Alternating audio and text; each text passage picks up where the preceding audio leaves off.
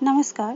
कहते हैं विद्यालय शिक्षा अर्जन करने का पावन मंदिर है, जहाँ से व्यक्ति विशेष के समन्वित विकास की प्रक्रिया शुरू होती है।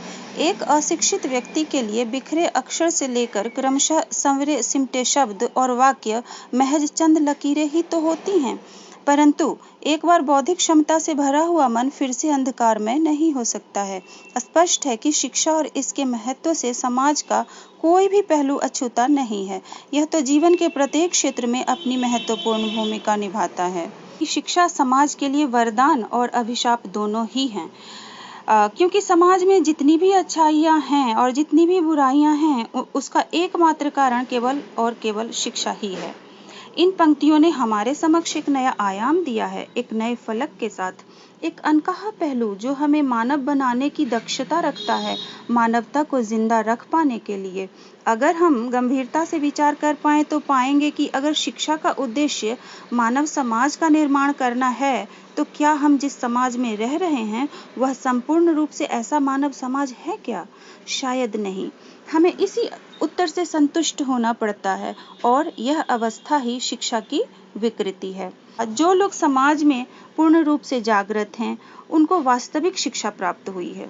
जो शिक्षा के अर्थ और प्रयोजन को समझते हैं, वे तो समाज के लिए वरदान हैं। लेकिन जिन लोगों को शिक्षा का वास्तविक अर्थ नहीं मालूम, उसका प्रयोजन नहीं मालूम, उसका उद्देश्य नहीं मालूम, वे समाज को अनवरत कष्ट दे रहे हैं, समाज की पीड़ा का कारण बन रहे हैं, समाज का शोषण कर रहे हैं। राष्ट्रीय शिक्षा आयोग की निम्नलिखित पंक्तियां भी तो इसी ओर हमारा ध्यान दिला रही हैं कि शिक्षा राष्ट्र के आर्थिक सामाजिक विकास का शक्तिशाली साधन है।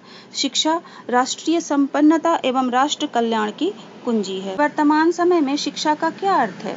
जिनको पढ़ना लिखना आ गया वे शिक्षित माने जाते हैं, लेकिन वास्तव में ये शिक्षा है नहीं। शिक्षा वह ज्ञान है जिस ज्ञान के द्वारा जीवन को उत्सव पूर्वक जिया जा सके। उत्सव पूर्वक से हमारा तात्पर्य यह है कि जीवन में निरंतर सुख बना रहे, मानव का हर दिन होली, हर रात दिवाली हो। शिक्षा का उद्देश्य मात्र बौद्धिक स्वाधीनता नहीं है, इसका उद्देश्य हृदय और अंतश्चेतना की मुक्ति है।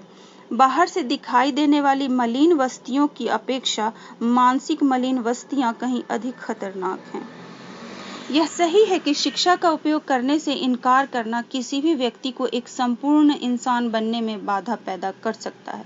इसीलिए परिवार, समाज और देश को बड़े स्तर पर ले जाने के लिए मानव के हर स्तर पर शिक्षा का महत्व बहुत आवश्यक है, और ऐसा तब तक नहीं हो पाएगा जब तक प्राप्त ज्ञान का हस्तांतरण करने का प्रयास नहीं किया जाएगा।